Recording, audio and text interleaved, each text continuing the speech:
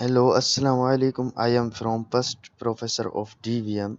Today, Sir Dildar Hussain Kaloro give assignment on the topic of capsid to our group. Before we started capsid, we know that virus is composed of mainly three components. One is nucleic acid that is found in center core of virus, then surrounded by a protein coat called as capsid. In some virus, this protein coat surrounded by a membrane known as envelope.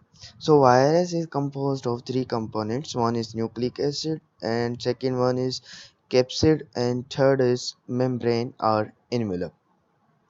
So virus capsid is structural properties of virus. यानी कि structural properties, those properties which related to the structural component of virus called structural properties of virus means ऐसी properties जो कि virus के component से structure component से relate करती हों उनको structural properties of virus कहते हैं और कैप्सिड जो है वो वायरस की structural properties है। तो अगर वायरस के पास कैप्सिड नहीं होगी तो वायरस के पास कोई भी शेप नहीं होगा। वायरस के पास शेप नहीं होगा क्योंकि कैप्सिड ही वायरस को प्रोवाइड करता है shape. Today our topic is capsid. Each virus, as I already told it, each virus particle consists of a nucleic acid core surrounded by a protein coat called as capsid.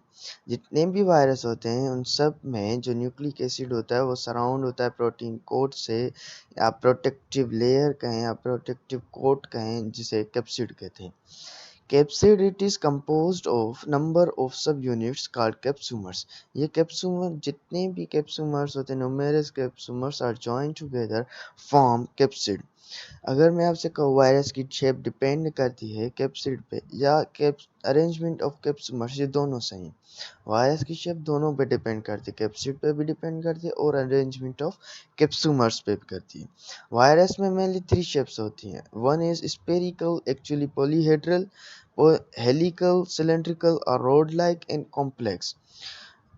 These shapes of viruses are due to shape of capsid. As I already told है that virus के पास कोई भी shape होगी तो capsid की वजह capsid provide shape to the virus. This one is that is tobacco mosaic virus. This one is polyhedral and that is adenovirus. This one is spherical or ball-like shape, spherical, and that is influenza virus. This one is complex. This one is complex and that is bacteriophage. So we begin that the types of capsid. One is polyhedral capsid or spherical symmetry. Polyhedral capsid, these are isometric because they have linear dimension. They are regular solid geometrical figures forming polyhedral structure. The nucleic acid spect is an unknown manner within the hollow polyhedral head. जो head होता है polyhedral capsid में, जो head होता है वो viruses में head होता है, उनमें इनका जो न्यूक्लिक एसिड है वो पैक्ड होता है अननोन मैनर में। जो पॉलीहेड्रल कैप्सिड में सबसे ज़्यादा पाए जाने वाला स्ट्रक्चर जो है वो आइकोसाहेड्रल है, जिसमें आइकोसाहेड्रल जिसमें 12 corners, 20 triangular faces and 30 edges होते हैं। Icosahedral most occurring structure in the polyhedral capsid or spherical symmetry. This one is polyhedral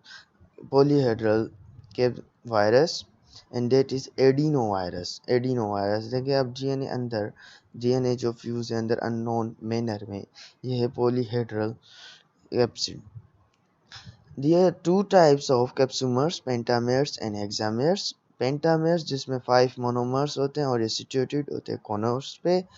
हेक्सामेर्स जिसमें 6 मोनोमर्स होते हैं और ये सिचुएटेड होते हैं और ये बनाते हैं ट्रायंगुलर फेसेस।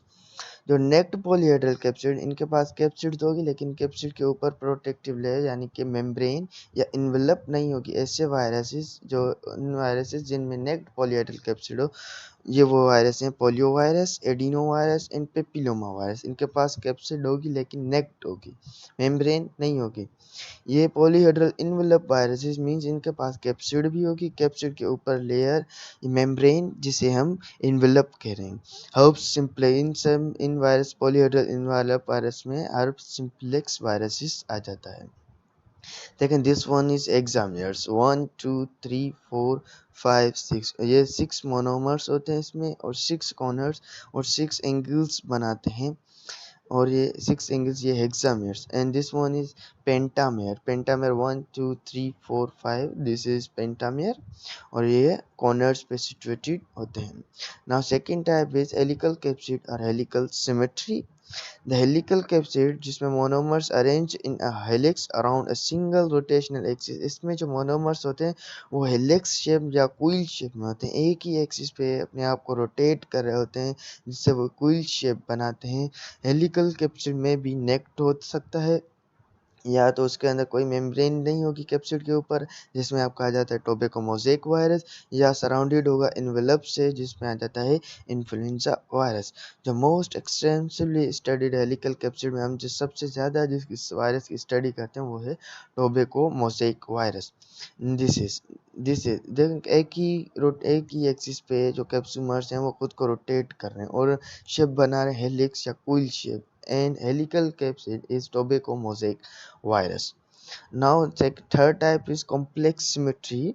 ऐसे कुछ ऐसे वायरसेस होते हैं जो कि ना को पॉलीहेड्रल होते हैं और ना तो हेलिकल कैटेगरी में आते हैं, वो अपना स्ट्रक्चर बनाते हैं, कॉम्प्लेक्स स्ट्रक्चर बनाते हैं।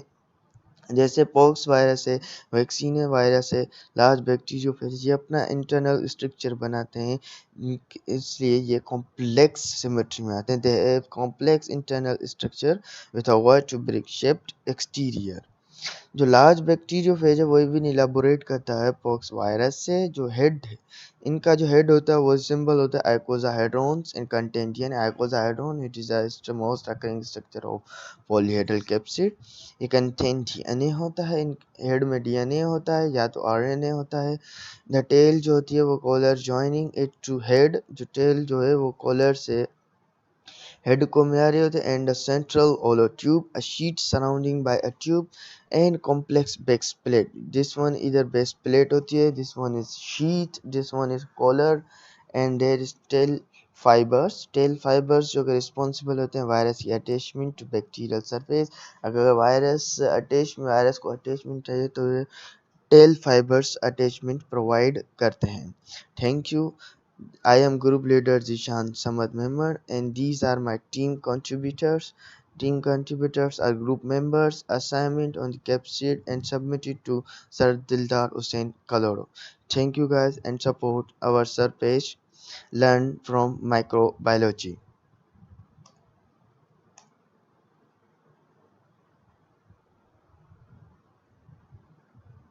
Yeah.